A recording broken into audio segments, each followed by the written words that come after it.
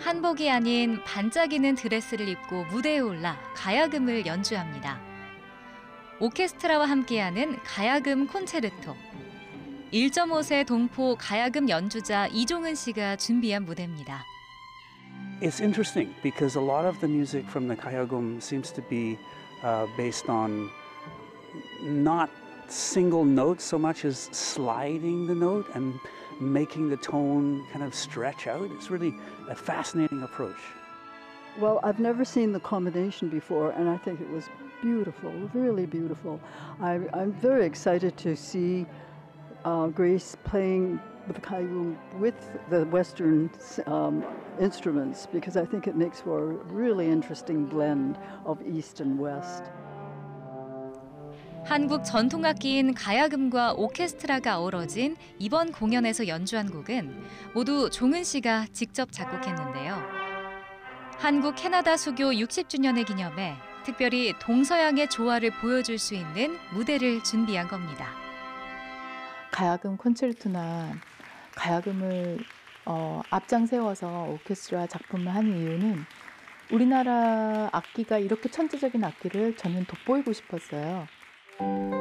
4살 때부터 피아노를, 초등학생이 돼서는 가야금도 배우기 시작했는데요. 고등학생 때 가족과 캐나다에 이민 온 이후에도 한인으로서의 정체성을 잃지 않기 위해 가야금을 계속 연주해 왔습니다. 그러다 작곡을 전공하던 대학 시절에는 가야금과 오케스트라가 함께 연주할 수 있는 곡을 만들기 시작했습니다. 피아노도 바이올린도 아닌 가야금과 오케스트라 연주는 관객들에게도 낯선 조합이었죠. 한국 악기와 오케스트라 접목을 동서양 작품을 쓸 것이다 했더니 그 교수님, 서양 교수님이죠. 절대 이룰 수 없는 그런 악기들이고 그렇게 특이한 악기, 모든 사람들이 모르는 악기를 작곡한다는 것은 어려울 수 있고 생소하기 때문에 사람들이 좋아하지 않을 수 있다. 그래서 제가 감히 그렇게 말을 했죠. 10년 안에 가야금이란 악기를 내가 내세워서 오케스트라단가 특히 여기 캐나다에 내가 알리겠다. 결국은 종은 씨의 바람대로 이루어졌습니다. 밴쿠버 심포니 오케스트라에서 협연 요청이 와 종은 씨의 가야금과 함께 무대에 오르게 된 것. 이후 현지 사회 다양한 무대에서 가야금의 매력을 알리며 캐나다를 넘어 북미 전역에서 여러 강연과 연주를 펼쳐왔습니다. 엘리자베스 2세 여왕 즉위 60주년을 기념해 공을 세운 시민에게 수여하는 주빌리 다이아몬드 메달도 받았죠. 2015년에는 본인의 영어 이름을 딴 음악 전문대학 그레이스 음악학교도 설립했습니다. 제가 너무 힘든 시간, 이민자로서의 음악의 길을 걸어왔던 사람이기 때문에 그런 이민자의 그 자녀분들이 음악을 원하는, 정말 정통으로 음악을 원하시는 분들을 가르치고 싶었어요. 저희 학교의 또 특이한 점은 서양 악기뿐만 아니라 국악 악기도 배울 수 있다는 장점이다를 생각해서 가야금도 제가 클래스 중에 일부러 집어넣게 되었습니다. 그렇게 현지 사회에 가야금을 알려온 지 어느덧 26년째. 올해부터는 가야금 배우기 원하는 일반인들을 위한 워크숍을 열고 있습니다. 동포들은 물론 한국 드라마를 통해 가야금을 알게 된 이들도 많이 찾습니다.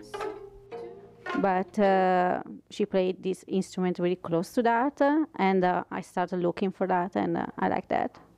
For now, I just try to make the right notes. And after, maybe in the future, when I have more like practice, I can make my own way. Yeah. The first name that came up was Grace Lee's name, and I was so excited to see that there was someone here locally in Vancouver that actually offered 가야금 lessons. 음악 전문대학 운영의 가야금 워크숍, 매년 정기 공연까지 폭넓고 바쁘게 활동하면서도 가야금을 통해 전하고 싶은 게 여전히 많습니다. 제 음악 속에는 굉장히 로맨틱한 그런 사랑을 담은 그런 멜로디가 많기 때문에 그 노래에 맞는 가야금가의 그런 뮤지컬 오페라의 그런 창작 그런 작품들이 굉장히 맞을 것 같다는 생각이 듭니다. 특이한 그런 스페셜한 그런 오페라나 뮤지컬 작품들을 또 나중에 후에 미래에 만들어서 여러분들께 보여드리고 싶습니다. 현지의 한국 문화에 꽃을 피우는 마음으로 가야금을 연주하는 종은 씨. 앞으로도 현지 주류 사회에 한국 전통음악의 매력을 더 많이 알리는 민간 문화대사 역할을 꾸준히 해나가려 합니다.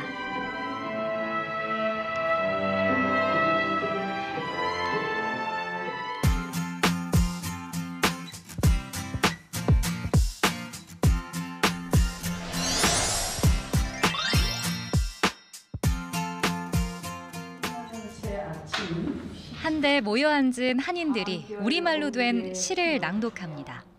하루하루를 감사한 마음으로 내일의 희망을 갖고 살아가자. 독일 함부르크에서 아름다운 시 문학을 함께 즐기고 나눠보자는 취지로 마련된 자리입니다. 낭독회 모인 함부르크 한인 문인회 회원들과 이웃 한인들은 이 자리가 반갑기만 합니다. 갑자기 시낭독을 하려니까 굉장히 좀 부담스러웠는데 이렇게 평소에 읽는 것보다는 좀 천천히 읽으면서 제목이 맑은 마음이었는데 정말 그 시를 쓰신 정안야 시인님께서 이제 연세는 여전히 넘으셔도 그래도 마음은 참 어린아이 같은 마음, 소녀 마음, 그리고 아주 글을 그러니까는 참 자연스럽게 아주 부드럽게 좀 낭만적으로 이렇게 쓰신 게 참 좋았었고요. 이 자리를 마련한 건 파독 간호사 출신 문인 정명옥 씨입니다. 필명 정야냐로 활동하는 정명옥 씨는 한동안 함부르크 문인회 회장을 맡다가 이제는 고문 자격으로 이웃 한인들이 우리말 문학 작품을 즐기도록 적극적으로 활동하고 있습니다. 정명옥 고문님은요, 함부르크 문인회뿐만 아니라 전 독일의 문인회들을 위해서 활동을 많이 하시고 정명옥 씨 작품을 읽을 때 뜻이 굉장히 깊거든요. 그래서 어려운 점도 있고 또 감격받는 일도 있고 또 배울 점도 많이 있다고 생각합니다. 그리고 이렇게 솔직하시게 글을 쓰셔갖고 많은 분들이 이렇게 존경을 받고 있는 분으로 생각하고. 정 씨는 독일에 오기 전까지 한국에서 양호교사로 8년 동안 근무했습니다. 그러다 가세가 기울면서 파독 간호사의 길을 택하게 됐는데요. 자녀 둘을 놔두고 홀로 떠나야만 했던 한국. 고된 업무 강도에 지칠 때면 밀려오는 고국에 대한 그리움은 더욱 견디기 힘들었습니다.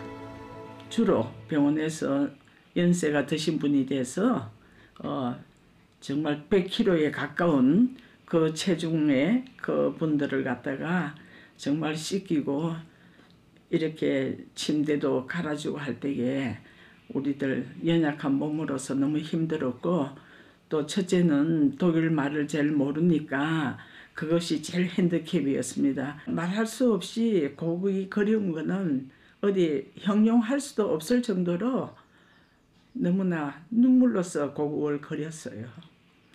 그 당시를 회상한다면 지금도 눈물이 나요. 네. 너무나 힘들었어요. 귓가에는 아이들이 우는 목소리가 환청처럼 들렸을 정도였다니 이 사무치는 그리움이 오죽했을까요?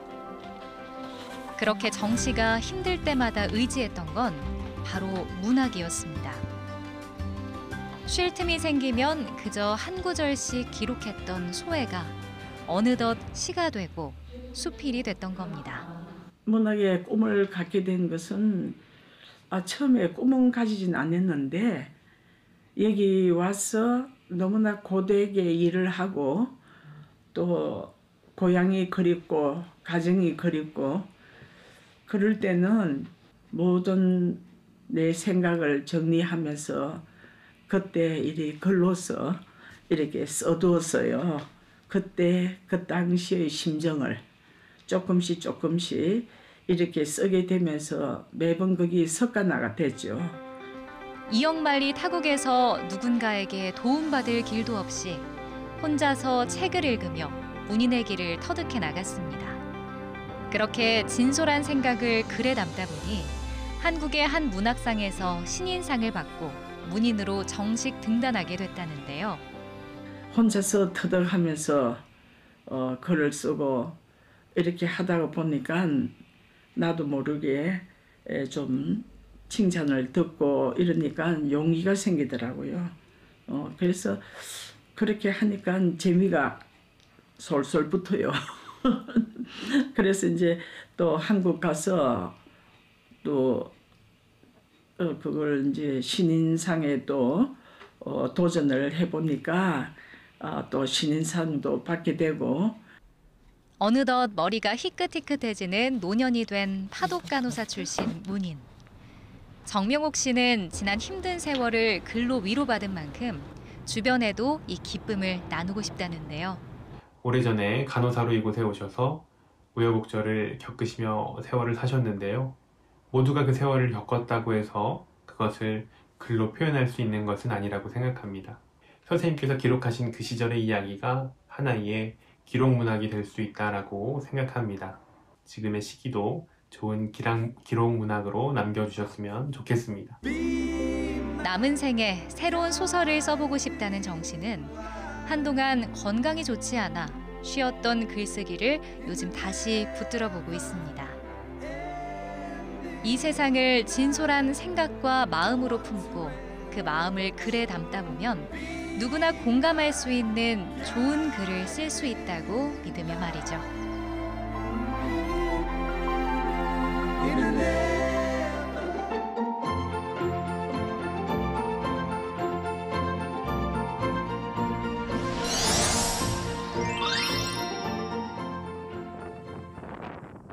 둘, 셋, 넷, 중국 광둥성 선전에서 약 250km 거리에 있는 개침산 앞 공터. 동그랗게 모여선 이들이 구호에 맞춰 몸풀기 체조의 한창입니다. 함께 등반에 나선 한인산악회 회원들입니다. 중간에 적절한 데 가서 식사하고 그리고 올라갑니다. 저녁은요? 저녁은 닭 백숙을 4마리 준비해놨고요. 여기 김치요, 물고기. 초입의 오솔길을 지나자 산 중턱부터는 울창한 대나무 숲길이 펼쳐집니다. 약 1시간 동안 이어지는 대나무 터널은 이 산을 올라본 이들이 입을 모아 손꼽는 절경인데요. 영화 속 배경을 연상케 하는 멋진 풍광은 높이 1175m, 가파른 산행의 피곤을 잊게 합니다.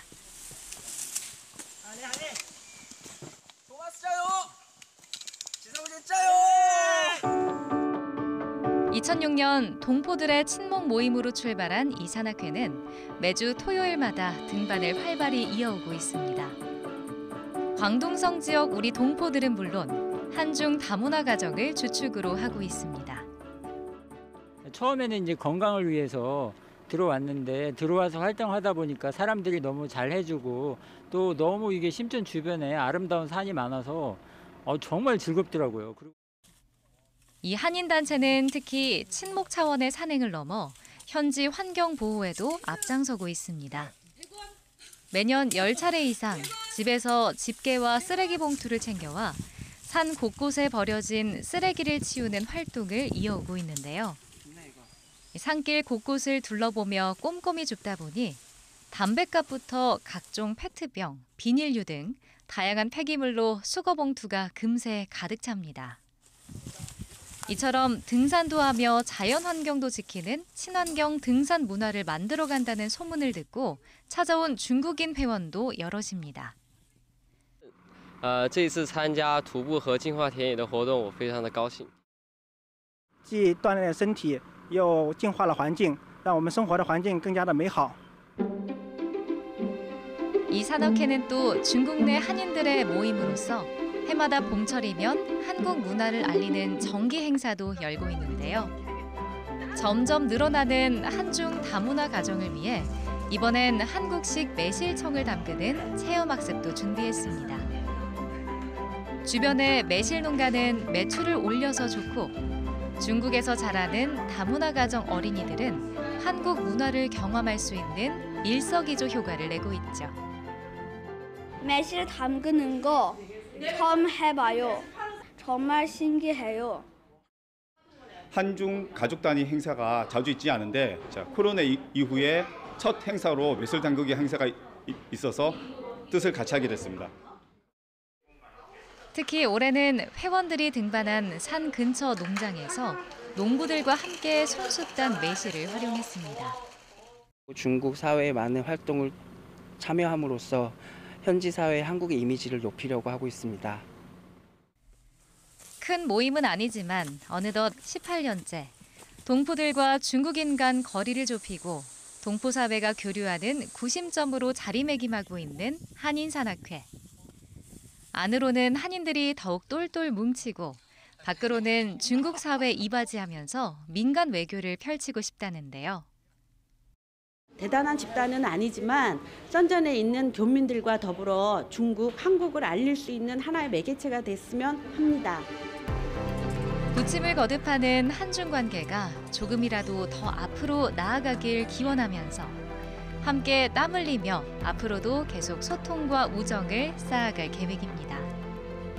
누나야! 선전사랑해! 화이팅! 누나야! 나주연! 화이팅! 와!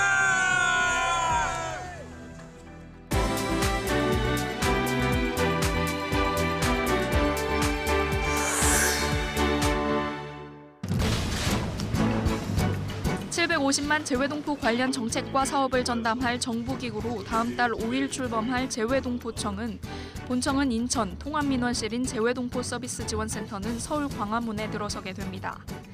외교부는 세 차례 당정협의에서 깊이 논의한 결과 이같이 결정했다며 유관기관과 긴밀히 협의해 구체적인 입지와 인프라를 마련하겠다고 밝혔습니다.